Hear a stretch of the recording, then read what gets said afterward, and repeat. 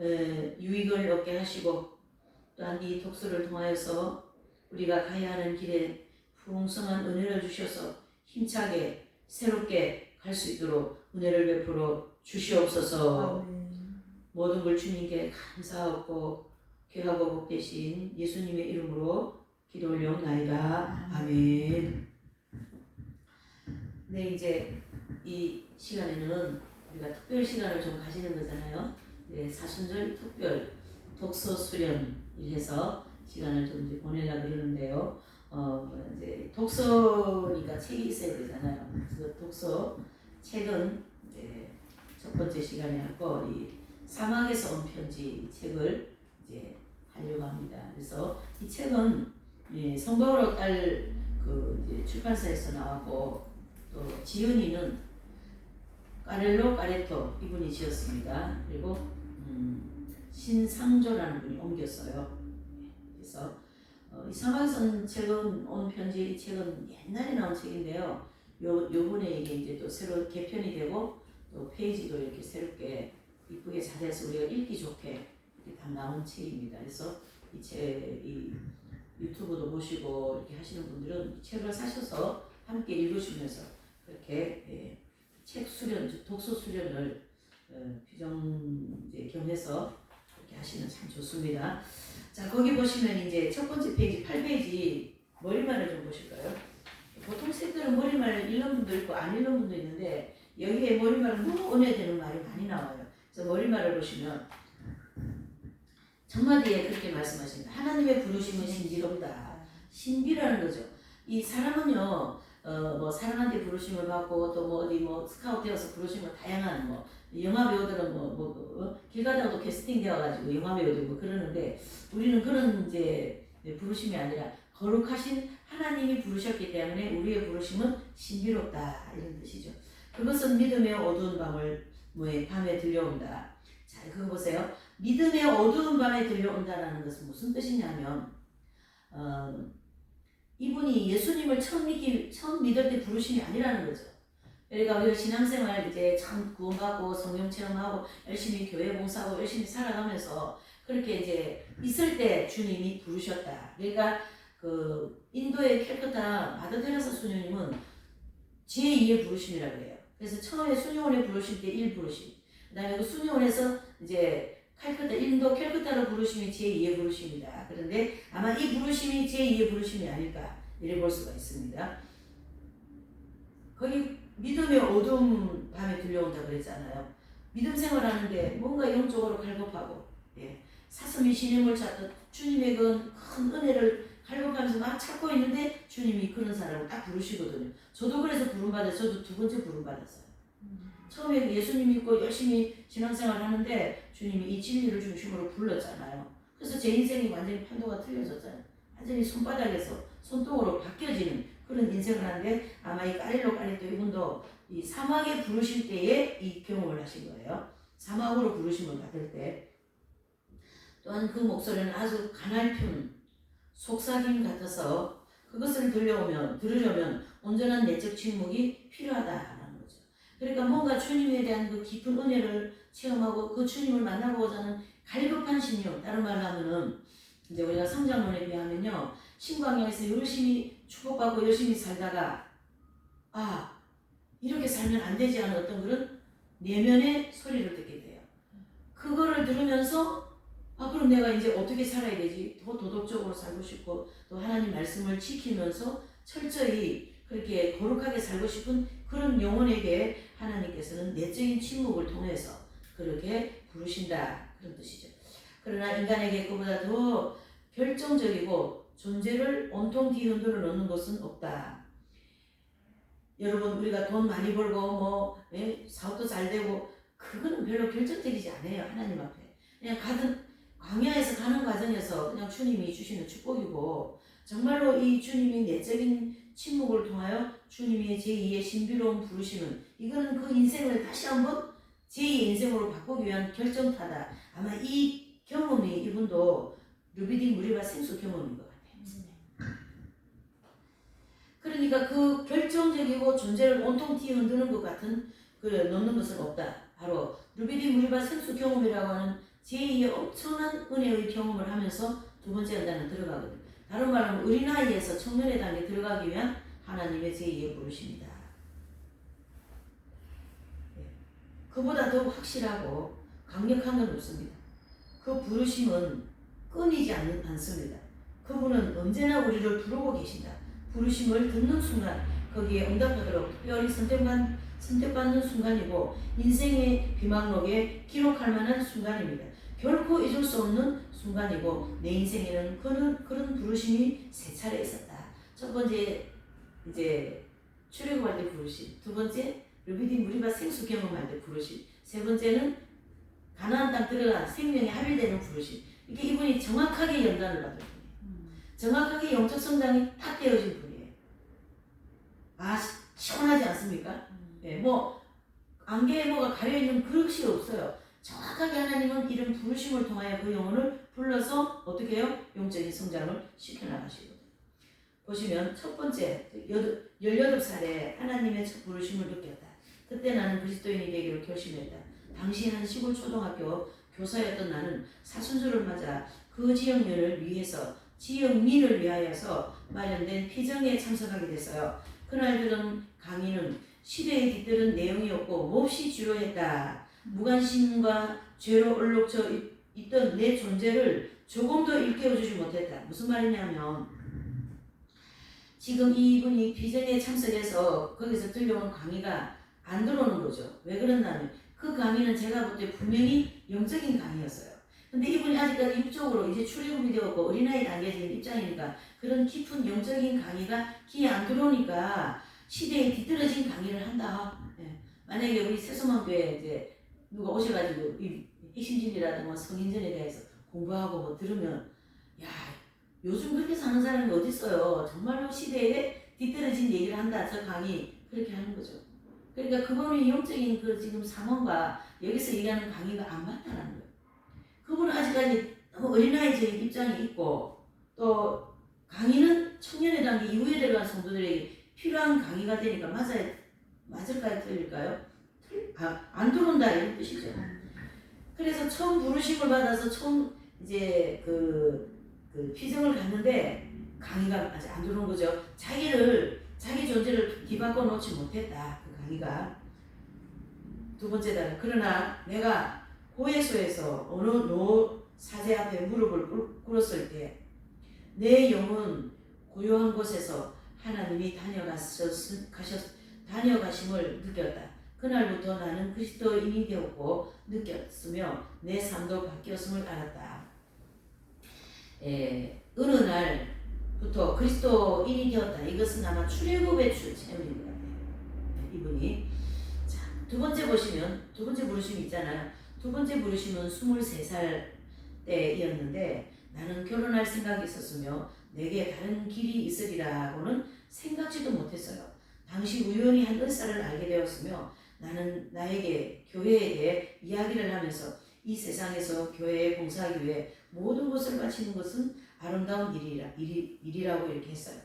그러니까 그와 이야기를 나눈 뒤 며칠 동안 무슨 일이 어떻게 일어났는지 정확하게 기억은 안 나지만 다만 복잡한 생각들과 씨름을 하다가 넋두리라도 늘어놓고 싶은 심정으로 외딴 성당을 찾아가 기도를 했습니다.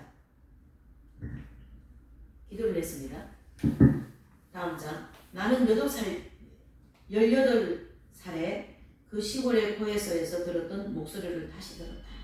출애굽할 때 들은 그 목소리를 다시 듣는 거예요. 너는 결혼하지 않을 것이다. 정확한 경험을 얘기해주고 있어요. 너의 삶은 나에게 바칠 것이다. 그리고 나는 너의 영원한 사랑이 될 것이다. 결혼을 포기하고 하나님께 나를 바치는 일은 그리 어렵지 않았다. 내 안에 있던 모든 것이 변화하였기 때문이다. 나는 삶을 그토록 충만케 해주시는 분을 내버려 두고 한 여인과 사랑에 빠진다는 것이 오히려 이상하게 느껴졌다. 이런 분은요, 성소가 정확하게 수도자 성소예요. 열정을 다해 일하고 다양한 사람들도 만나며 꿈을 키워가면서 몇 년을 흘려보내는 동안 내 안에 정화되지 않은 채 남아있던 성마른 열정으로 말미암아 많은 가호를 범하는 것도 사실이다. 이 음성을 듣고 이분이 이제 좀 은혜는 컸지만 또 세상에 나와서 자기 일을 하고 자기의 삶을 이제 목표를 향하여 가는데 그것을 이분이 이렇게 표현했어요. 내 안에 정화되지 않은 채 남아있던 성마른 열정. 자, 이 열정에 대해서 우리 한번 보실까요? 우리가 이 열정에 대해서 참 좋은 거예요. 열정이 없으면 우리가 하나님 앞에 갈 수가 없습니다. 그런데 이분 표현으로 하자면 성마른 열정이다 그래서 성마른 이 성마른 결정은 급한 성품, 그 다음에 욕망 이런 것이 막 뒤섞여 가지고 나온 열정이거든요. 그러니까 이 열정이 상당히 문제가 많은 열정이죠. 대체적으로 예수님을 믿고 성령을 충만받고 뜨거워서 은혜 받고 막 하나님이라고 한다는 분 이런 열정이 굉장히 많습니다. 그래서 하나님은 이러한 열정이 있는 사람을 이제 계속 그대로 두셔요. 그 열정 보니까 온갖 욕망이 들고 교만과 아직과 질투가 들어있고 또 막 빨리 내가 이 일이 시작되어가지고 또 하나님께서 나에게 막 수도에 들어가라고 그러니까 빨리 수도에 들어가서 나도 막 성자와 같이 되어야 되겠다. 그 열정이 뭘까요? 성마른 열정이다. 뭐 내가 빨리 되어야 되겠다. 내가 빨리 해야 되겠다. 그렇게 한다고 된다요? 안 되는 거예요. 그렇게가 되는 게 아니다라는 걸 우리는 이 대목을 통하여 이제 또 교훈을 받으면 좋죠. 그러니까 또 거기 보시면 나의 삶을 그토록 충만케 해주시는 분을 내버려두고 한 여인만 데리고 사랑에 빠진다는 것은 좀 이상하다. 참 멋있지 않아요? 주님이 이 풍성하고 엄청난 신비로운 부르심과 엄청난 은혜를 주시는 이 주님을 두고 어찌 내가 한 여인만 사랑하면서 인생을 살아갈 수 있나? 이건 너무 아깝다. 이런 생각이 드는 것은 그 사람의 성소가 수도다라는 거예요. 어떤 수녀님이 그러시더라고. 수녀님은 어떻게 하다가 수녀가 되었냐? 그런 질문에 그렇게 대답했대요. 근데 이상하게 속에 생각이 한 사람만 사랑하면서 한 남자만 바라보고 살아가는 게 너무 억울한 것 같아서 많은 사람을 사랑하기 위하여서 수녀가 되었다. 이렇게 얘기하더라는 거예요. 그러니까 그 사람은 틀림없이 수도자인 거예요. 그런 생각 자체가. 그러니까 성소가 그렇게 이제 딱 정해져 있는 거죠. 그러나 나는 가정을 꾸리면서 자녀를 놓고 하나님을 훌륭하게 키우고 싶어. 그런 마음이 있는 사람은 결혼이 성소예요. 예, 그런 이제 그래서 우리가 생각해 볼 수가 있는 거죠. 그래서 이제 그리고 열정을 다해 일하고 다양한 사람들 만나고 꿈을 키우고 몇 년을 흘려보내는 동안에 내 안에 정화되지 않은 성마른 열정으로 나는 큰 가오를 범했다. 큰 가오를 범했다 이 말은 큰 죄를 지었다 이런 뜻이에요. 큰 죄. 내지는 큰 실수를 했다. 그렇게 이 성마른이라는 이 단어 안에 여러 가지가 들어있죠.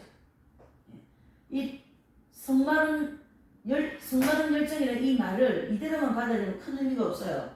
이 안에 뭐가 있냐라는 거죠. 이런 것이 다 들어있다는 얘기죠. 이런 어떤 급한 성품에 내가 빨리 되어가지고 뭐가 뭐 수도자가 되고 수도 원장이 되고 뭐 해가지고 빨리빨리 그거는 당신의 욕망 때문에 그런 게 올라온 거다. 이래 보시죠. 우리가 이런 과정을 다 거쳤고 또 이 과정이 있는 사람이 있고 그렇다는 거죠. 또 여러 해가 흘렀다. 그동안 나에게 결정적인 영향을 주었던 그 소리를 다시 듣게 해달라고 하나님께 어느새 간청하고 있는 나를 발견하고 스스로 놀라기도 했다.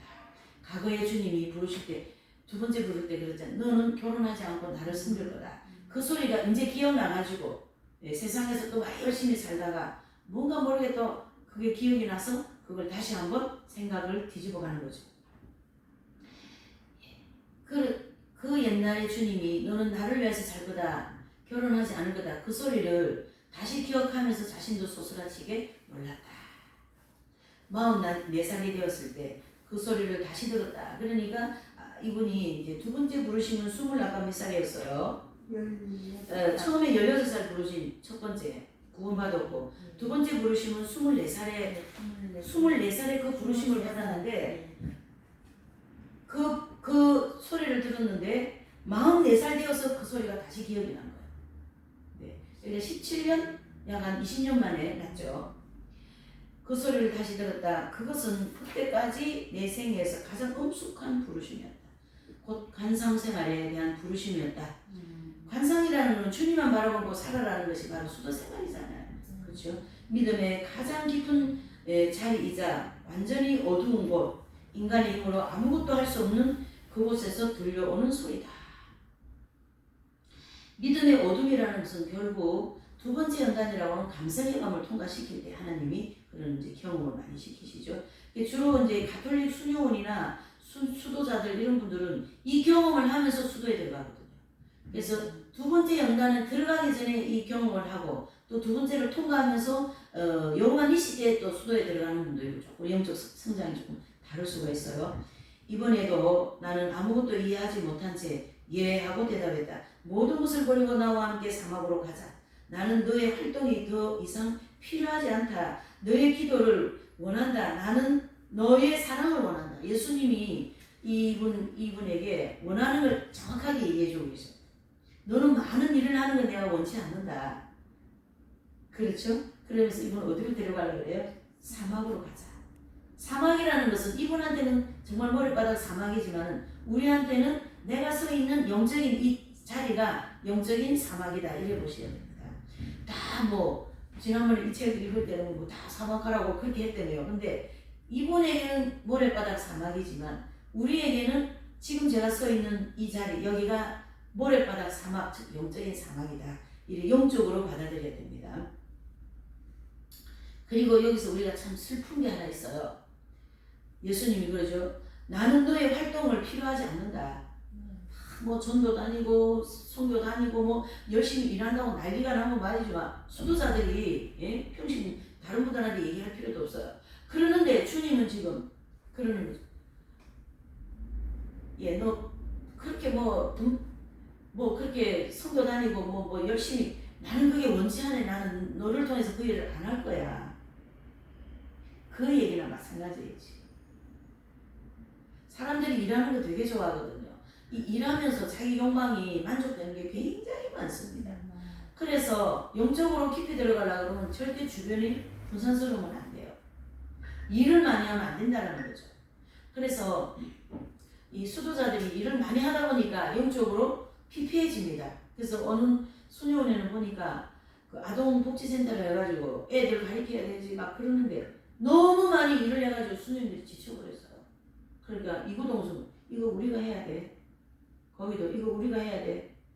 왜? 일이 너무 많은 거예요. 그러니까 이 수도 생활을 하기가 어려운 거예요. 이 옷만 수도복을 입었지. 영혼이 깊은 수도 생활하기가 어렵다는 거죠. 그래서 일을 너무 많이 하면 안 되는데 또 일을 또 전혀 안 할 수가 없는 거죠. 이런 어떤 진퇴양난의 그런 어떤 내용을 좀 볼 수가 있습니다.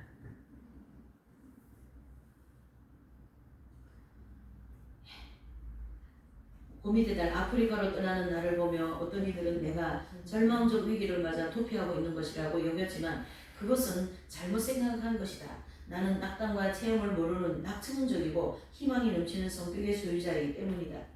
아무튼 그것은 결정적인 부르심이었다. 1954년 성 까를로 축일 저녁 기도를 마치는 동안에 나는 그것을 확실하게 깨달았으며 주님께 어떻게 하셔요? 예 하고 대답했다.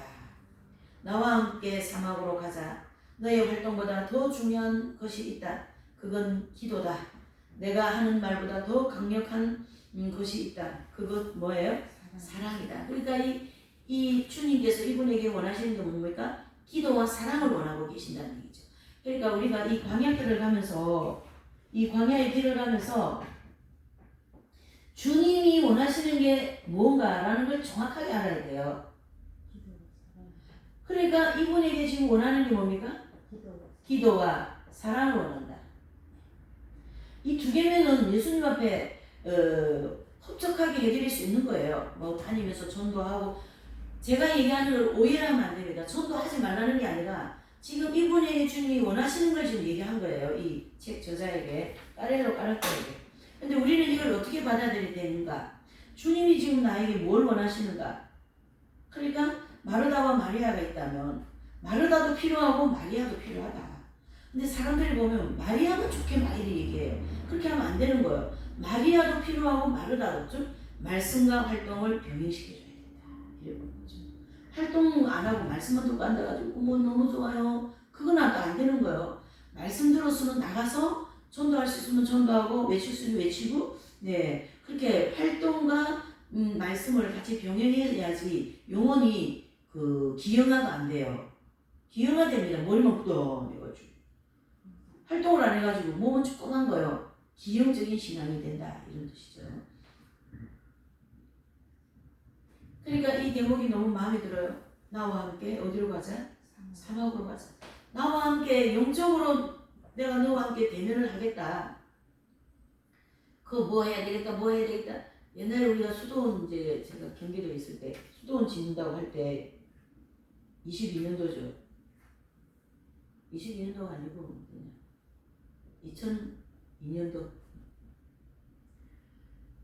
근데 온통 머리에 집을 어떻게 지을 거냐. 그것만 머리가 있는 거예요. 눈만 감으면 집, 눈만 뜨면 집. 그럼 뭐 어떻게 영성생활을 하겠어요? 못하는 거예요. 그럴 때는 그것만 또 집중해서 해야 되니까 중요하니까. 그러니까 그런 그 신앙생활을 평생 해버리면 영적으로 언제 성장하겠어요? 안 되는 거예요. 그렇게. 예. 우리가 이런 대목을 그렇게 받아들여야 됩니다. 예.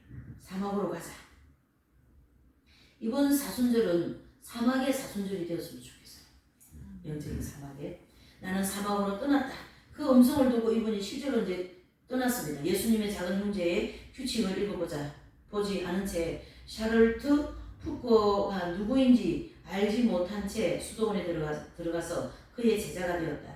여기 너의 길이다는 음성을 듣는 것만으로 충분했던 것이다. 나는 수도의 형제들과 함께 사막에서 지내면서 그 삶이 얼마나 아름다운가를 알았으며 푸코 신부를 따르는 삶이 바로 나의 길이다라는 그런 확신을 가졌다는 얘기죠. 그런데 내가 이 모든 것을 기록하는 것이 과연 옳은 일일까?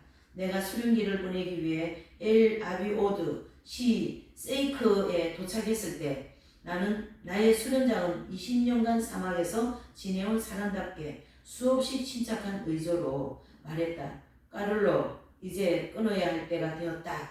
그 당시 수도원 원장님이 그렇게 얘기했다는 얘기예요. 나는 그 말이 무엇을 뜻하는지 알았다. 비록 그것이 내게 무거운 고통을 주는 일이긴 했지만 그렇게 하기로 결심했다. 이 이제 그 수도의 원장님께서 그 이제 침착한 의조로 까를로 이제 끊어야 할 때다. 그것은 모든 세상을 다 끊고 들어와라. 그런 뜻이죠. 내 가방 속에는 친구들의 주소가 적힌 주소록이 있었다. 그 안에는 수많은 주소가 담겨 있었다. 선하신 주님은 내 삶의 우정의 기쁨을 앗아간 적이 한 번도 없었기에 내 인생이라는 작은 배는 참다운 사랑의 물결 위에 항해를 할 수 있었다. 약간의 아쉬움이 있다면 아프리카로 떠나오면서 친구들에게 왜 내가 그들을 버리고 하나님의 부르심을 따랐는지 제대로 설명할 수가 없었다는 점이다.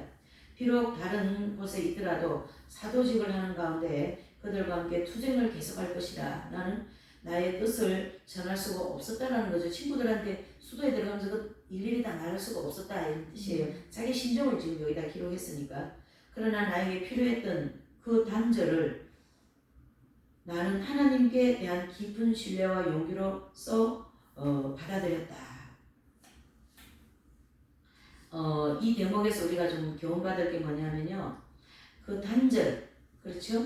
그 단절을 나는 하나님께 대한 깊은 신뢰와 용기로서 받아들였다라는 것은 제가 일생 동안 나름대로 인생을 살아오면서 제2의 부르심을 통하여서 나름대로 그동안 살아온 모든 것을 다 끊어야 된다는 거죠.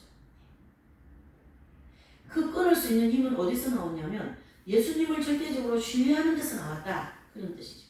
그런 예수님에 대한 절대적인 믿음에서 나왔다. 이런 뜻이죠. 그런 주님에 대한 믿음이 없으면 그런 걸 끊어낼 수가 없는 거죠.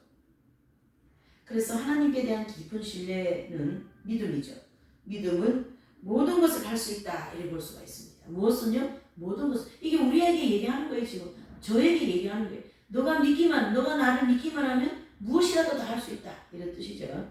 그러나 나에게 필요했던 내가 과거와 연결된 마지막 끈과 같은 주소록을 태우기 위해 피정을 하던 어느 날 모래 언덕 뒤쪽으로 갔다.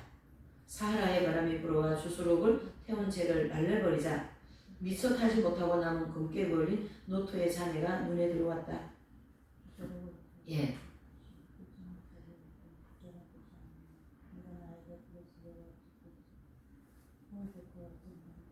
예.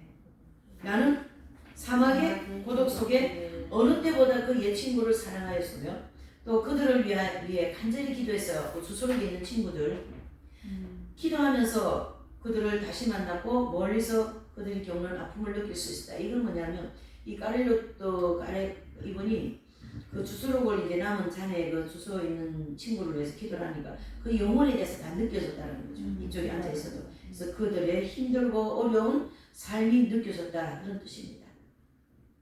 그때부터 내 친구들은 영원한 내 양떼가 되었다. 그때부터 이 까를로 이분은 그 친구들을 위하여 끊임없이 사막의 수도원에서 어디요? 중보기도 해줬다 이런 뜻이에요. 그들의 영혼들을 위하여 중보기도 해줬다.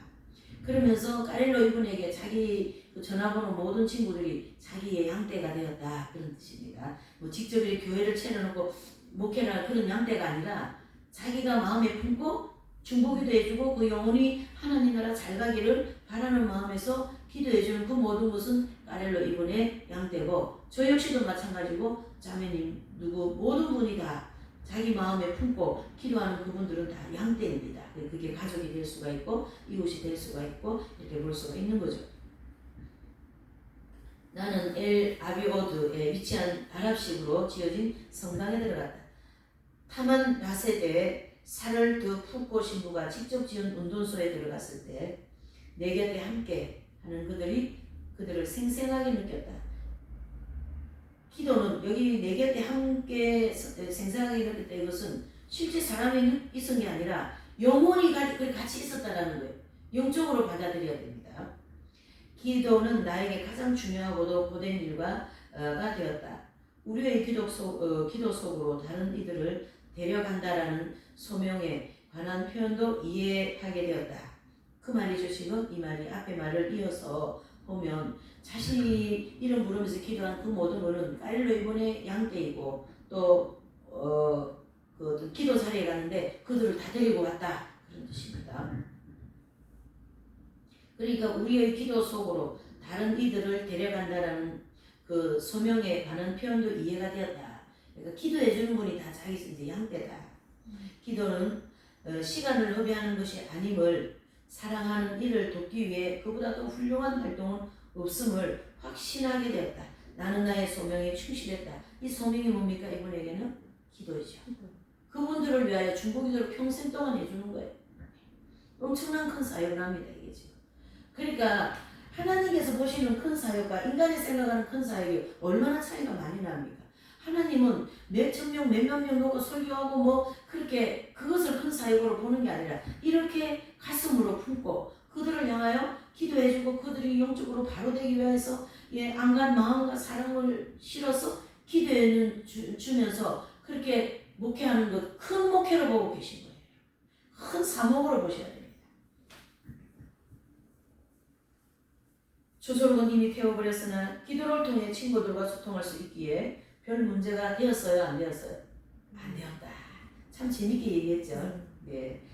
나는 해질 무렵이면 사하라의 상만 경관 속에서 그들과 만난다. 누굽니까? 자기가 마음에 품고 있는 친구.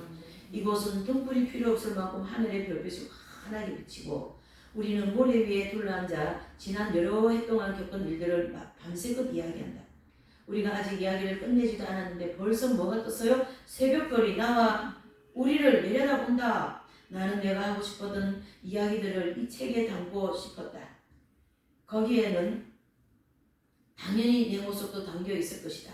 체계적이라고도 할 수 없는 소소한 이야기들을 모았다. 그 가운데 사하라가 내게 준 가장 큰 선물인 기도를 하며 무르익은 이야기들도 있다. 보시지 않으세요, 여러분? 네.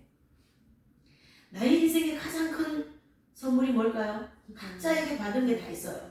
네. 저는 저의 인생의 가장 큰 선물은 이 진리, 성경의 신진리와 선생님. 이 두 선생님과 이 진리를 만난 게 저는 제 일생 일대의 최고의 선물로 저는 생각하고 살면서 또 이 선생님과 진리가 저의 인생을 이른 길로 갈 수 있도록 방향을 틀어주셨기 때문에 잊을 수가 없죠. 이 까렐로 이분은 어떻게 해요? 사하라를 잊을 수가 없는 거죠. 사하라 모래바닥을 잊을 수가 없는 거죠. 예. 이분에게는 이 모래바닥이 축복의 통로예요. 축복의 통로예요. 저는 이 핵심 진료와 선생님이 저의 축복의 통로이죠. 여러분들도 다 각자 그런 잊을 수 없는 그런 어떤 축복의 통로가 분명히 있을 겁니다. 내가 이 글을 쓴 일이 잘한 일인지 못한 일인지 말해줄 사람들은 그대들이다. 우리가 이제 평가한다라는 건데요. 이분이 엄청나게 이 글을 잘 썼잖아요. 되게 잘하신 거죠. 다른 것듯이 감사하죠. 저는 요즘에 이런 걸 많이 느껴요. 마가복음을 쓴 마가사도, 그 다음에 누가복음을 쓴 누가, 마태복음을 쓴 마태, 또 요한복음을 쓴 요한, 이분들한테 너무 고마운 마음이 많고요. 사도 바울에도 너무 고마운 마음이 많아요. 왜? 사도 바울의 13편의 그 위대한 서신을 통해서 하나님 나라 가는데 얼마나 많은 진리를 우리에게 가르쳐 주고 있냐 말이죠. 그렇죠? 그래서 고마워해야 된다. 그런 뜻이죠. 그래서 나에게 이 기록이 특히 우리의 우정과 관련된 문제들을 새로운 체험에 비추어 다시 생각해보는 데 도움을 주었다. 그대들의 작은 형제는 까를로 까르토 이분이 이제 알고 있는 모든 또 품고 있는 모든 사람 또 이 책을 읽는 모든 사람들에게 이제 이 말을 이제 한 거죠. 이렇게 해서 이제 선문이 끝났고요. 이제 첫 번째 과목 큰 바위 밑에서 17페이지입니다. 태양의 하얀 궤도가 희미한 선을 그으면서 내 앞에 펼쳐졌다. 머리 위에 파인 대형 국류차의 바퀴 자국 때문에 지프차 핸들을 꽉 쥐었는데도 자꾸만 몸이 흔들렸다. 태양은 중천에 떠 있었다. 나는 이미 지치기 시작했고 지독한 열기가 라디에이터의 물도 벌써부터 끓어올랐으나 바람이 식혀주어 차가 움직일 수 있었다. 고마운 일이었다. 운전하며 가끔씩 지평선 저쪽을 바라보는데요. 그곳에는 큰 화강암들이 모래 위에 솟아있어 텐트를 칠 수 있는 알맞는 그늘을 만들어주는 거죠. 저녁이 되면 쉬어갈 수 있는 곳이 되기도 하고요. 정오쯤 돼, 이때는 이 지역은 지금 40도, 45도 막 그리 더운 때입니다. 정오쯤 쯤에 내가 찾던 장소를 발견했어요. 그 바위들이 길 오른편에 나타났다. 가까이 가면 손바닥만한 그늘이라도 있으리라. 네 예상은 틀리지 않았다. 높이가 약 10m쯤 되는 거대한 바위 쪽에 얇은 그늘이 모래 위에 이렇게 드리워져 있었어요.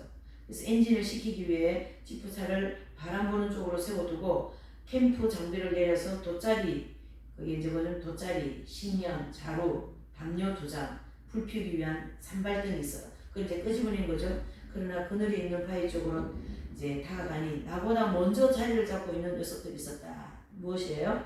살구사. 2마리가 막 뜨거운 모래 위에 다 이렇게 다리를 털고 있는 거죠. 그러니까 이분도 그거 보면서 움찔해가지고 뒤로 물러나면서 뱀에게 눈을 떼지 않은 채 차를 세워둔 곳으로 가서 옛날에는 원주민이 자기 양떼를 습격할 때 굶주린 늑대를 잡아달라고 빌려준 어떤 낡은 총이 있었던 것 같아요. 그걸 이제 해가지고 탄화를 한 발 딱 놓고 가지고 뱀 2마리 살모사 거기다가 딱 명중을 시켰습니다. 그래서 구름 같은 모래를 막 이렇게 튀면서 뱀이 죽었겠죠. 모래바닥에 있을 때 공중에 솟구치는 것을 보였다. 피 묻은 모래와 살모사와 잔해를 치우면서 그 중에 마리의 뱃속에 아직 한 마리 뱃속에 그 뱀 뱃속에 아마 소화되지 않는 새 1마리까지 있었던 걸 이분이 기록합니다. 참 세밀한 분이죠. 그까지 다 기록. 저는 이런 게 되게 좋더라고요. 이렇게. 세심하다. 네. 이런 세심함이 있기 때문에 영적 생활을 할 수 있는 거죠. 바닥에 깔개를 폈다. 재밌는 얘기가 나옵니다. 사막에서 깔개를 유목민들에게는 성당도 되고 식당도 되고 침실, 거실까지 겸하는 없어서는 안 되는 물건입니다. 이 깔개는 그 위에 앉고 보니 낮잠 잘 시간이었다. 먼저 성모일도를 펼치고 시편을 낭독하기 시작했고 그러나 몹시 피로했기 때문에 주의를 집중하기 어려웠어요. 시편 구절 사이로 자꾸만 아직도 2마리의 산모사가 있는 듯 착각하잖아요. 제가 이걸 생각해보니까 주여 또 뭐 버려놓으면 어떡하냐 막 이런 게 막 오싹오싹하죠. 이제 그렇다라는 거죠. 뜨거운 바람이 남쪽에서 불어와 머리가 아픈 거죠. 두통이 일어났고 그 다음에 오아시스에 도착할 때까지 쓰기 위해 아껴둔 물을 이제 사용했어요. 산양 가죽으로 만든 부대에 담긴 물이 약간 뭐 대량으로 머리를 뿌리고 물은 두근과 목을 적시며 속옷으로 타고 내려 이제 불어오는 바람과 짝을 이루어 열기를 시켜줬다. 무려 몇 도에? 45도 그런 기온에 금세 27도를 넘어갔어요. 내려가니까 예, 예. 시원한 때 잠을 자기 위해 일단 모래 위에 누웠다. 사막에서는 낮잠이 점심 식사보다 우선하기 때문이다. 꼭 자야 되는가 봐요. 좀 더 편안히 자기 위해 담요 한 장을 꺼내어 베개로 삼았어요. 이 담요에 초점을 두세요. 담요에 중요한 얘기 많이 나옵니다. 담요 두 장 가운데 하나는 사용하지 않고 그냥 내 옆에 두었는데 그것을 보니 문득 떠오르는 기억이 있어서 마음이 편치 않았어요. 그 전날 저녁에 한때 투아레그의 노예였던 흑인들이 살고 있는 작은 마을을 지날 때였어요. 누군가 마을에 도착하면 언제나 그러하던 호기심에서 또는 사막에 어떤 신장로를 찾으러 지나다니는 이들이 건네주곤 하던 그런 차, 약품 따위들을 조금이라도 엿보려고 심산으로 많은 사람이 지푸차 주위에 막 이게 왜 이스라엘 가니까 원달러 달라는 그런 이제 일들이라는 거예요. 여기도 그런 사람들이 막 이제 와서 그때 나는 노인인 카다가 추위에 떨고 있는 것을 보았다. 사막에서 추위에 대해 말하는 것이 이상하게 들리겠지만 사하라는 태양이 내리쬐을 때 몹시 뜨겁다가 해가 지면 기온이 급강하여는 그런 지역이고 해가 지자 그는 추위에 떨고 있었던 거예요. 그러니까 그 전날 이 지역을 지나오면서 그 추위에 떨고 있는 노인을 봤어요. 처음에는 캠프 장비에 들어있던 2장의 담요 중 한 장을 그에게 주어야 되겠다고 생각했어요. 그러나 곧 마음이 바뀌었다. 나 역시 떨면서 지내야 할 밤을 떠올랐기 때문이다. 내 안에서는 나 자신보다 더 그를 사랑해야 한다고 내가 나중에 조금 떨더라도 예수님의 작은 형제로서 그에게 뭘 줘야 되는 거예요? 담요를 주어야 한다는 소리치는 가느다란 외침이 들렸어요. 그러나 정작 출발할 때 내 지프차에는 여전히 담요가 몇 장 있어요. 2장 그대로 실려 있습니다. 바로 그 담요를 보고 이제 있자 나의 마음이 편해요, 불편해요? 상당히 불편하죠. 큰 바위에 다리를 기댄 채 잠들려고 애를 썼지만 도무지 잠을 이룰 수가 없었어요. 한 달 전쯤 어느 투아그레인이 이제 낮잠을 자다가 바위 덩어리에 깔린 일이 있었던가 봐요. 벌떡 일어나서 바위에 무너질만한 곳이 없는지 살펴보기도 하고 이분이 이제 조금 흔들리긴 했으나 위험해 보이진 않았다. 나는 모래 위에 다시 누워서 만일 내가 꿈을 꿨다고 한다면 이상하게 들릴지도 모르겠다. 참으로 이상하게도 내가 큰 바위 밑에서 자고 있는 꿈을 꿨어요. 그 순간 그것이 꿈이라고 생각이 조금 더 들지 않았습니다. 나는 큰 바위가 움직이는 것을 보았고 그 돌덩어리가 내게로 굴러오고 있었다. 얼마나 두려웠던지. 그러면서 나는 으깨지고 있었다. 뼈가 부서지는 것도 느꼈고 어느 순간 나는 죽어 있었다. 아니 살아있었지만 몸은 바위 밑에 깔린 채였다. 그런데 뼈가 하나도 아프지 않아서 솟아라치게 놀랐으며 다만 움직이지를 못할 뿐이었다. 눈을 뜨니 내 앞에 떨고 있던 카다가 보였다. 이번에는 조금도 주저하지 않고 손을 뻗어 담요를 그에게 주려고 했지만 나를 누르고 있는 바위 때문에 조금도 꼼짝할 수 없었어요. 그 순간에 이것이 바로 연옥임을 예전에는 알 수 있었고 또 마땅히 해야 했던 일을 더 할 수는 없는 것이 바로 연옥 영원히 겪는 고통임을 깨달았다. 그러니까 이분이 이제 연옥에서 고통을 겪을 때는 내가 이걸 해야 되는데 이 고통 때문에 그 다음 일을 할 수 없을 정도로 고통을 받고 있는데 아마 이분이 바위가 무너지는 바람에 그걸 못했던 것 같아요. 그 순간에 이게 연옥에서 겪어야 될 고통이구나 라는 걸 깨달았다라는 거죠. 그러니까 제가 한 번은 선생님 댁을 아침을 갔는데 그날 아침 왠지 머리가 많이 아프더라고요. 그래서 제가 선생님한테 방에 가가지고 선생님 오늘 굉장히 머리가 많이 아픈데요. 그러니까 연옥의 불이 떨어졌나 보죠. 그러시더라고요. 그러니까 이 고통은 우리에게 주시는 이 크고 작은 고통들은 그러한 연단의 원리가 있다 이렇게 보셔야 되는 거예요. 그러니까 내가 어디 아픕니까? 이걸 통하여 주님께서 나에게 뭔가를 정화시키기 위한 그러한 어떤 이제 정화의 그런 원리를 둬야 되는 거죠. 그 뒤로도 한동안 그 담요를 볼 때마다 얼마나 마음이 불편했는지 모른다. 그 담요는 나의 이기주의, 그 사랑을 하나님 나라에 들어가지 못한 나의 미성숙함을 거듭 자각하게 되었다. 무슨 뜻입니까? 지금 이 형편에서 이 담요 두 장은 이분한테 큰 소유예요. 그리고 그 가난한 자들에게 담요를 줘야 된다는 마음은 가지고 있었지만 나도 그 사막에 들어가서 밤 되면 추워서 뜰 건데 한 장 남아있는 담요를 주거나 나도 뜰 거 아닌가? 누구 중심적인 사랑이에요? 자아 중심적인 사랑인 걸 깨달은 거예요.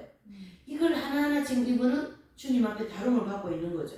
우리도 마찬가지인데 이 까르르 이분에게만 적용하면 안 돼요. 나에게 내가 소중하게 가지고 있는 게 뭘까? 또 내 마음에서 이게 고쳐지지 않고 있는 게 뭘까? 나에게 담요 한 장은 뭘까? 내가 하지 못하는 저 추위에 떨고 있는 저분에게 이 담요 한 장을 주지 못하는 나에게 이 담요는 뭘까? 그것을 접목하여서 묵상하고 또 기도하고 그것을 담요를 줄 수 있는 그러한 내용으로 접목을 해야 이 책에 나한테 유익을 주는 거예요. 이해되시죠? 자, 두 번째로 보시면 그대는 오직 사랑만으로 심판을 뭐한다요? 받을 것이다. 이거 되게 무서운 얘기예요. 자, 담요 사건 다음에 이런 글이 나온 거죠. 그대는 오직 사랑만으로 심판받는다. 아직까지는 큰 바위와 관련된 이야기가 그저 하나의 꿈이었는지 또는 일종의 환상이 있는지 잘 모르겠다. 어쨌든 그 일은 단지 꿈에 불과할 뿐이라고 넘겨버릴 수 없을 만큼 나에게 큰 영향을 주었어요. 사물을 보는 방식도 많이 바뀌어졌습니다. 이 담요 사건을 통해서. 그뿐만 아니라 사막은 내가 체험한 어디예요? 연옥이에요. 그러니까 여러분 우리가 살아가는 이 대목을 굉장히 크게 우리가 받아들여야 돼요. 내가 살고 있는 이 자리는 무슨 자리입니까? 연옥이라는 거예요. 눈에 보이는 연옥. 눈에 보이지 않는 연옥은 자기 영계에 있고 심판대. 눈에 보이는 연옥은 어디입니까? 지금 내가 살고 있는 여기 자리라는 거죠. 저 이웃을 사랑하지 못하는 나의 마음의 고통. 내가 겸손해지지 않는 나의 마음이 뭡니까? 고통. 그건 다 연옥에서 느껴지는 고통인데 이 땅에서도 우리가 그거 모든 걸 다 느끼고 고통받고 있다는 거죠. 너무나도 고통스럽습니다, 여러분.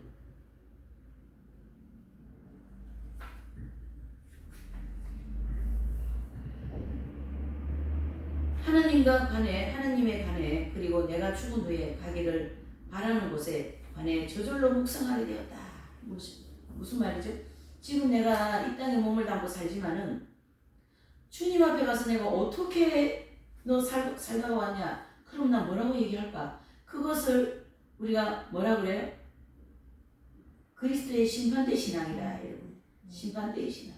이 이긴 자들은 이 심판대의 신앙이 아주 최소철미합니다.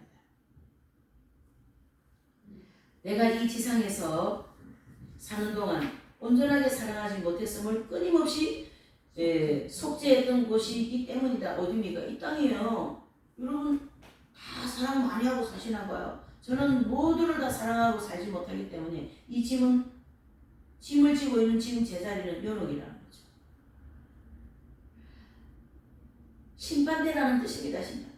사하라의 눈부신 태양 아래 있던 큰 바위, 뜨거운 모래 위에 한 조각의 그늘, 지평선까지 뻗어든 말라버린 강줄기, 대형 급류차나 지질학자들은 너희가 차가 남긴 자국, 여전히 변화되지 못하고 있는 나에게 이곳은 어디입니까? 그대는 오직 사랑만으로 심판을 받을 것이다. 너가 이 땅에 있으면서 이웃을 얼마나 사랑했냐? 그러니까 이 심판의 기준이 뭡니까? 사랑이라는 거죠. 사랑. 무엇을 할 때 너가 얼마나 사랑으로 했냐라는 그걸 기준으로 심판한다는 거죠. 우리가 상급받는 진리에서 그렇죠. 사랑과 상급, 공력과 상급 다 뭐죠? 일생 동안 내가 쌓아온 이 공력을 사랑의 기준으로 심판하시겠다. 그러니까 내가 주님 앞에 뭐 누구에게 물을 한 그릇 떠줘도 또 뭐 저기 뭐야 봉사를 하고 또 뭐 노래 잘하면 노래로 봉사할 것이고 악기 잘 들으면 피아노로 봉사할 것이고 또 성교하면 성교로 또 이렇게 말씀 전하고 또 뭐 이렇게 우리가 많이 활동을 하잖아요. 그러면 그것을 할 때 반드시 너가 뭐 가지고 했냐 묻는 거죠. 사랑으로 했냐. 사랑으로 한 것이 금이나 은이나 보석이 되고 사랑으로 하지 않은 것은 나무나 풀이나 된다. 그러니까 이 공력이 두 가지가 나오는 거죠. 뭐가 나옵니까? 금, 은, 보석. 두 번째로는요. 나무, 풀, 집. 이렇게 되는 거예요. 이걸 심판하겠다 이런 뜻입니다. 이 책의 내용은 굉장히 우리가 공부한 내용과 일치하는 게 맞습니다. 자, 그래서 거기 보시면 큰 바위 뜨거운 모래 위에 한 조각의 그늘 지평선에 찝혀 뻗었던 말라버린 강쪽이 그러면서 거기에 이제 오직 사랑으로만 사랑만으로 심판받는다 라고 그도 말했습니다. 나는 햇빛에 충혈된 눈으로 저 멀리 구름 없는 하늘을 바라보았어요. 하나님께서 여기 한 조각의 구름을 우리가 조금 현실에 적용하면 하나님은 힘들어하는 나에게 한 조각의 은혜를 베풀어 주셨다. 이 구름은 하나의 은혜로 우리가 받아들여야 되겠죠? 뜨거운 광야길을 갈 수 있게 그 한 조각의 은혜의 주기를 나에게 베풀어 주셨다. 뜨거운 모래는 바로 뭐예요? 나 자신에 서 있는 광야이다. 나는 늘 육신에 책이 없는 내용입니다. 이걸 좀 우리한테 적용하는 거죠. 나는 나 자신은 늘 육신에 지고 육신을 가지고 있는 입장에서 하나님의 온전한 뜻에 순종하지 못하고 있다. 이 육신의 세력 때문에 얘 때문에 나 때문에 결과적으로 나 때문이죠.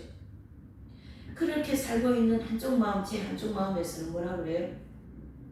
하나님을 더욱 사랑하고 그분의 선한 뜻을 따라야 하는데 하는 생각들이 마음에 자리 잡고 있습니다. 제 마음에 그런 게 있어요. 그래서 뜨거운 모래 위에 내린 하나님의 은혜 이렇게 제목을 제가 만들어 봤어요. 뜨거운 뭐예요? 뜨거운 모래 위에 내린 하나님의 은혜. 제 마음은 너무나도 뜨거운 모래 같은 광야예요 지금. 근데 거기에 한 조각의 구름, 손바닥만한 구름이 떴잖아요. 엘리야가 기도하니까 3년 동안 비 안 와서 기도하니까 저기 보니까 뭐가 떴어요? 손바닥만한 구름이 떴다. 그러니까 엘리야는 조금 있으면 비 올 것이다. 그런 그 은혜의 구름이죠. 그것은. 자, 두 번째 달라. 너는 나를 속이고 싶지 않다. 더는 나를 아니 더는 나를 속일 수 없다. 나는 추운 밤이 두려웠기에 카다에게 담요를 줄 수 없었다. 네 옷을 내 몸까지 사랑하는 주님의 계명에도 불구하고 나는 내 형제보다 내 몸을 더 사랑한 것이다. 구약의 하나님은 인간에게 마음을 다하고 목숨을 다하고 힘을 다하여 주어 너희 하나님을 사랑해야 된다. 네 옷을 너 자신처럼 사랑해야 된다. 그렇게 신명기 6장 5절에 레위기 19장 8절에 말씀했잖아요. 신약의 예수님도 요한복음 13장 34절 내가 너희를 사랑한 것처럼 너희도 어떻게 해요? 사랑하라. 이렇게 이웃 사랑에 대해서 집중적으로 말씀하는데 담요 한 장을 가지고 못 죽은 것 때문에 이분이 이렇게 고통을 받는 거예요. 그러니까 어떻습니까? 우리가 이 지금 삶 속에서 이게 이 까렐도 이분인 말로 끝내면 별로 의미 없어요. 내가 이게 어떻게 돼야 되느냐 적용이 되죠. 나에게 담요 한 장이 뭔가 나는 이웃을 얼마나 사랑하지 못했고 그들을 향한 내 마음이 어떤가 그게 자꾸 나에게 영적인 원리를 적용해야 되죠. 내가 너희를 사랑한 것처럼 이는 담요뿐 아니라 삶 자체를 두고 하는 말이고 완전한 사랑 행위는 예수님처럼 하는 것이고 그분은 카다를 위해 나를 위해 그리고 모든 일을 위해 어디에서 무엇을 하셨어요? 십자가에서 모든 살과 피를 다 찢으시고 쏟으셨다. 그래서 십자가에서 죽으신 예수 그리스도. 그래서 로마서 5장 8절 하나님께서 십자가에 예수 그리스도를 죽임으로써 사랑을 확증했다 그러셨잖아요. 죽임으로써. 그렇다면 천국이란 다른 이들을 위해 자기의 목숨을 바칠 만큼 성숙한 사랑을 실천하는 이들이 모인 곳이다.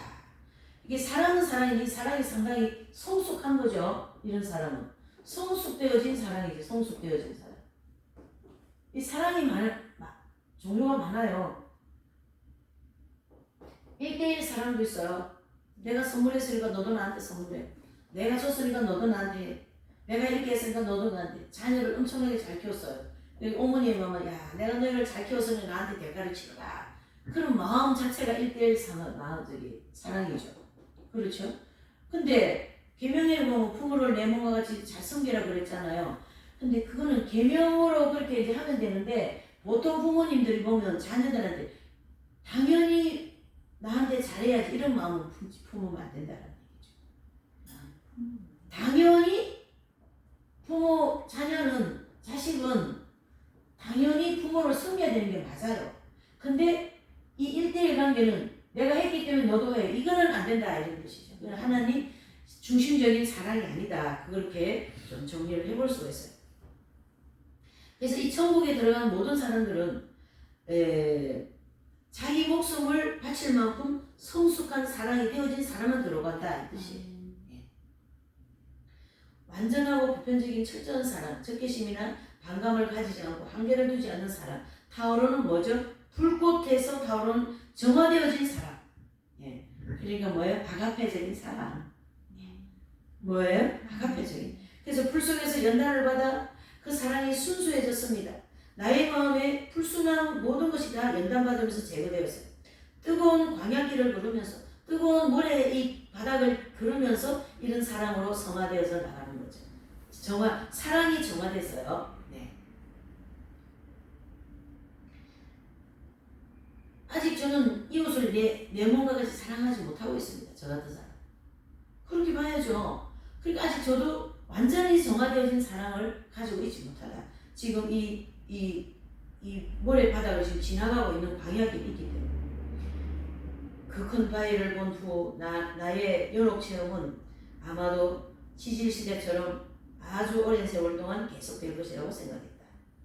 내가 지금 만지는 모래, 내 손가락 사이로 흐르는 이 모래는 절제시대 제1기에 속한 것이다. 어떤 고고학자는 그것이 35 그런 얘기를 하는데, 자 여기서 우리가 좀 정리를 하고 넘어갈게요. 이분이 이제 가톨릭 신자니까 연옥 얘기를 하시는데 사실 이 연옥은 그리스도의 심판대잖아요. 마태복음 5장 26절에 보면 6절에 보면 한번 찾아볼게요. 마태복음 5장 26절에 보면 이 내용과 일치하는 아주 중요한 말씀을 하고 있어요. 5장 26절. 네, 마태복음 5장 26절입니다. 예, 한번 찾아보실 때 시작. 진실로 내게 이르노니 내가 홀이라도 남김없이 다 갚기 전에는 결단코 거기서 나오지 못하리라. 자 여기 보니까 홀이라는 말이 있고 그 다음에 거기서 나오지 못한다. 여기가 어딥니까 도대체? 거기라는 여기가 어디냐고. 여기가 바로 연단받는 삼천부 장소다 이렇게 볼 수가 있는 거죠. 그러니까 무슨 말이냐면요, 이 성경에는 이 심판대에 대해서 굉장히 우리에게 말씀을 많이 해주고 있어요. 그리고 고린도후서 5장 10절, 또 히브리서 9장 2절, 9장 20절, 27절, 22절 아닙니다. 27절입니다. 또 로마서 14장, 로마서 14장 10절과 12절. 여기는 다 어디냐면은 심판대에 대한 관계에 대한 얘기예요. 그러니까 하나님의 심판대, 그리스도의 심판대, 또 백보자 심판대 이런 단어를 쓰고 있거든요. 다 뭡니까? 하나님의 심판대를 가르쳐 얘기하는데 거기가 어디라고요? 심판대라. 이 심판대를 거쳐서 연단받는 장소 우리가 들어가잖아요. 거기는 연단받는 장소. 호리는 뭡니까? 너의 죄가 먼지 많은 죄도 거기서 다 씻지 않으면 나오지 못한다? 못 나온다라는 거. 그걸 지금 얘기해주고 있는 게 여기서.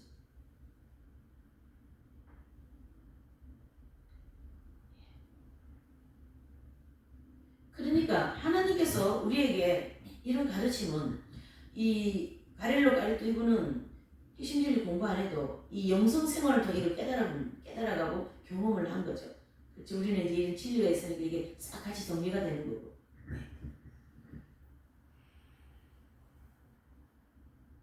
그러니까 아직 이웃을 사랑하는데 내 몸과 같이 사랑하지 않는 거죠.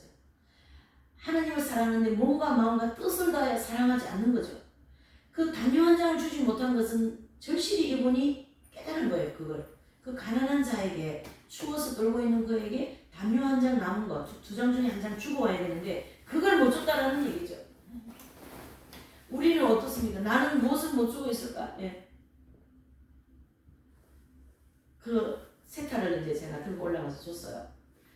우리 그 막내한테 입혀놓으니 너무 이쁜 거예요. 그걸 갖다 입혀놓으니까 저기하고 얘가 아직 젊으니까 뭘 입혀놓은 거예요. 아유 너무 이쁘다. 내가 지금 그래가지고 예. 또 뭐 이쁜 거죠. 이 주고 그랬어요. 어쨌든 네 너무 고맙죠. 네 주고 말이죠. 그러나 아직까지 내 속 깊은 곳에 네? 근데 좀 뭘 줘야 되고 줄 게 없어요. 줄 게 없어요. 냉이를 캐와가 주고 나니까 속이 시원한 것 같아. 아주 좋아요 제가. 잘 캐왔다. 우리 봐도 우리 좀. 잘 됐다. 제가 그거는 저한테 해당되는 거예요. 여러분들한테 해당되는 제 마음에. 그러니까 우리가 이웃을 사랑하는데 예. 그런데 선생님께서 계실 때 저한테 한 달에 용돈을 조금씩 주셨거든요. 근데 그 봉투를 이렇게 이제 주는 날 아침에 가면 봉투를 이렇게 들고 이렇게 해가지고 이렇게 제 눈치를 이렇게 보면서 앞에다 이렇게 놔주셔요. 누워가지고 놔주셔요. 저는 이 얘기를 왜 하냐면 이 주시는데도 조심스러운 것도 있지만 마음으로는 선생님의 마음으로는 많이 드리고 싶은 거예요. 좀 많이 드리고 싶은데 조금밖에 못 드리는 것에 대한 미안한 마음과 함께 정말 미안해 좀 드리고 싶은데 미안해가지고 이렇게 놔주시는 거예요. 그럼 제가 이제 이걸 이렇게 들고 이렇게 얘기하면 아니 선생님 주시는데 뭐 이렇게 또 주시면 되지 이렇게 하시냐고 하면서 예? 제가 이 얘기를 왜 했냐면 그만큼 겸손하더라. 남한테 뭘 하나 베풀어도 남한테 뭘 하나 줘도 정말로 겸손하게 그게 성숙되어진 사랑이다 이런 것이에요. 그렇게 이 땅에서 살았기 때문에 거기라고 하는 이 심판대 연단받는 장소에서 받을 게 없어요. 이 땅에서 다 해버리기 때문에 홀이라도 남김없이 거기서 못 나온다 그랬잖아요. 홀이도 없는 거예요.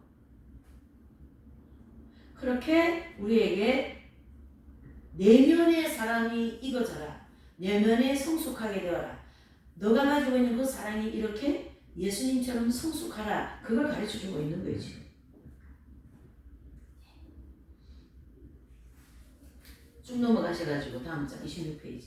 하나님이 일을 하실 때 조금도 하나님은 일을 하실 때 조금도 서두르지 않습니다.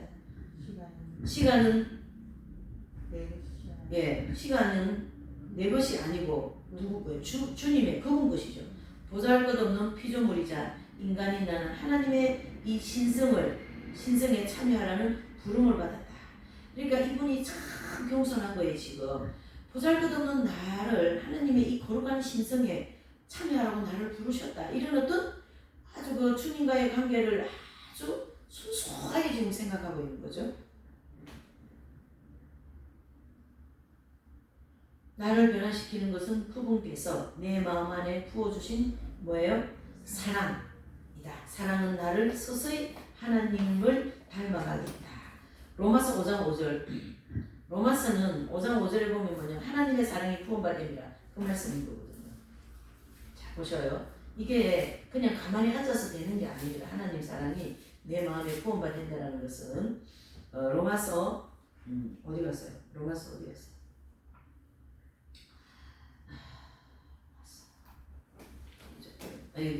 로마서 5장 5절입니다.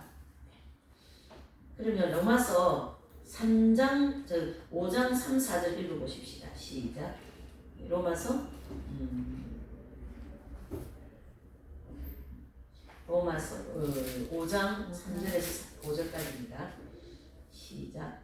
다만 이뿐 아니라 우리가 환난 중에도 즐거워하느니 환난은 인내는 연다는 소망을 이루는 줄 알미로다. 소망이 부끄럽게 아니함은 우리에게 주신 성령으로 말미암아 하나님의 사랑이 우리 마음에 후원바 되니라. 아멘. 그래서 자, 여기 좀 정리하십시다.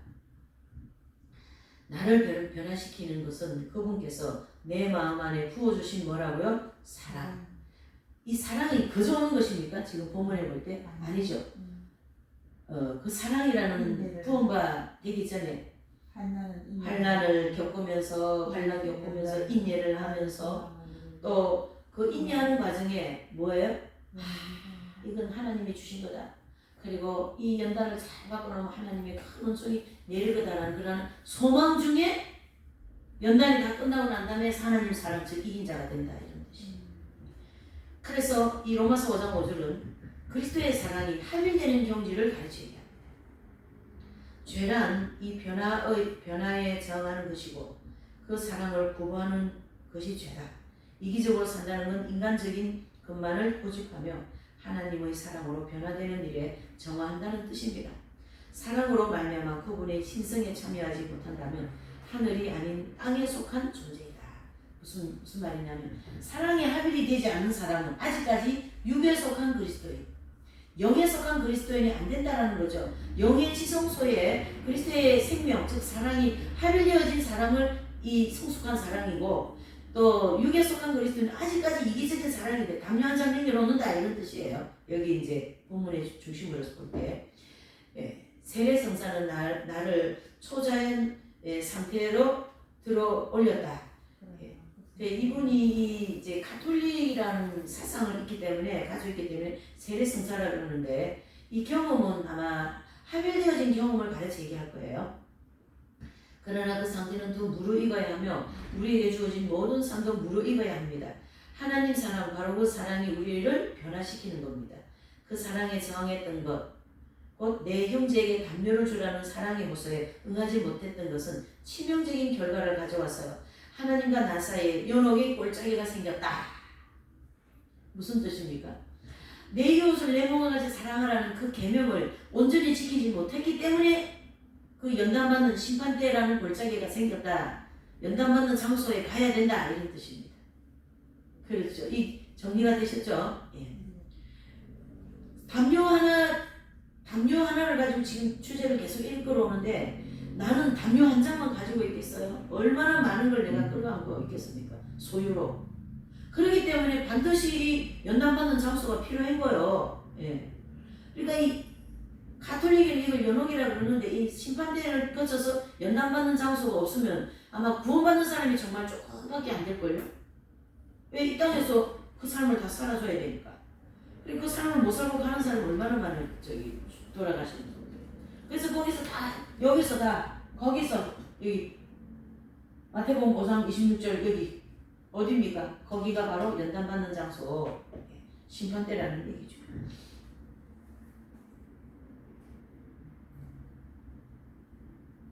그 사랑을 받아들이지 않았다면 성모일도를 잘 바치거나 미사에 참여하는 것이 무슨 의미가 있는가? 여기 중요한 얘기 줄을 끄셔요. 자, 이제 정리를 할게요. 우리가 이 사랑이 없이, 그렇죠? 사랑이 없이 예배드리고, 사랑이 없이 기도하고, 사랑이 없이 이웃을 섬기고, 베풀고, 금식하고 모든 것이 무슨 소용이 있냐 이런 뜻이에요. 아무 소용이 없다고 이분도 말하고 성경에도 그래요. 믿음, 소망, 사랑. 너희가 불을 태울 정도로 너희를 순결한다 할지라도 거기에 뭐가 없으면 아무 소용이 없다? 사랑이 없으면. 그러니까 이 사랑을 중심으로 심판을 받을 것이라는 말씀이 딱 떨어지는 거죠. 이해되시죠? 그러니까 이 하나님은 사랑이시기 때문에 우리가 사랑을 해야 되는 거죠. 그게 바로 아가페적인 사랑이다. 그러니까 육신을 추구하고 육신적인 사람들은 육적인 사랑, 그렇죠?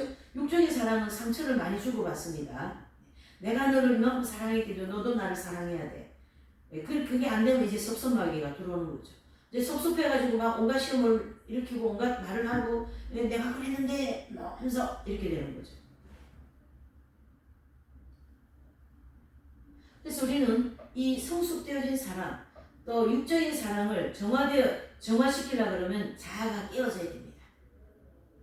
순간순간 내 자아를 깨트려야 하고 사랑을 바탕으로 모든 신앙생활을 해야 되는 신앙을 우리는 이제 탈바꿈을 해야 됩니다.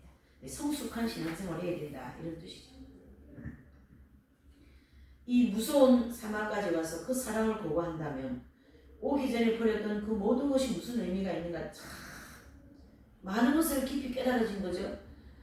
사하라 사막에 들어와서 사르르도 붓고 수도 들어와가지고 열심히 소문리도 하고 말이죠. 기도를 하는 그런 상황에서 이 사막까지 들어와서 자기가 과거에 했던 그런 모든 예배생활, 신앙생활 했던 게 무슨 소용이 있냐는 거죠. 뭐가 없기 때문에? 사랑이 없기 때문에. 진리를 수호하고 신학교 교의로 교수로 무장하며 진리로 무장하고 신앙을 가진 그런 이들을 불명예스럽게 여기면서 정작 자기가 어디에 있어요? 연옥의 골짜기에 세세 대대로 그 사랑에 저항하고 있다면 무슨 의미가 있다라는 거예요. 사랑하지 않고 하는 모든 일은 심판날에 사랑하지 않고 한 것 때문에 연단을 받으면서 해를 받으며 구원을 받으리라 그랬잖아요. 이 해가 바로 뭡니까? 불같은 연단을 가르치게 합니다. 그래서 이 연단을 받으면서 그 성숙하지 못한 자아중심적인 미성숙한 사랑이 정화되어져 나가는 거죠. 그래서 이것이 온전히 사랑으로 하나님 중심적인 순수한 다각회적인 사랑이 되었을 때 이분은 거기서 건짐을 받습니다. 풀같이 해를 받으며 연단받는 거기에서. 그게 다른 말로 하면 나무나 풀이나 집같이 행한 모든 것을 다 거기서 풀같은 연단을 통하여 금같이 정결케 하시겠다 이런 뜻입니다. 사랑하지 않고 하는 모든 일은 심판날에 사랑하지 않는 모든 행함은 나무 풀 집 같은 입장이기 때문에 심판을 받고 뜨거운 연단 해를 받으며 회개하며 정화되어야 된다 이렇게 볼 수가 있습니다. 그 뒤에 장에 사막이 나에게 외친다. 다 같이 읽어보시죠. 그대는 오직 사랑만으로 심판을 받을 것이다. 큰 바위가 나에게 외친다. 그대는 오직 사랑만으로 심판을 받을 것이다. 나는 그 바위 밑에서 내 안에 완전한 사랑 예수님이 이 땅에 오시어 당신의 피를 쏟아가며 내게 주신 그 사랑이 무르익기를 간절히 희망하며 기다려야 하리라. 나는 마지막 날에 너희를 살릴 것이다. 아, 그 날이 너무 멀지 않기를 해서 요한복음 6장 40절을 읽고 마무리합니다. 요한복음 6장 40절이요. 요한복음 6장 40절.